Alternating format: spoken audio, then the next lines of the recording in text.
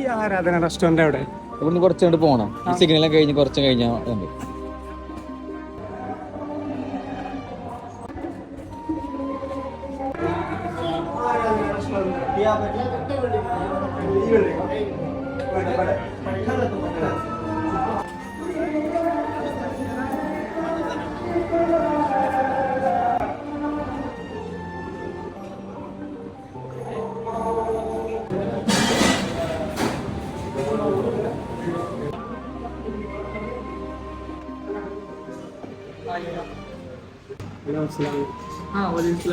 ഇവിടുന്ന് വിളിച്ചാലും വരാൻ വേണ്ടി പറഞ്ഞു.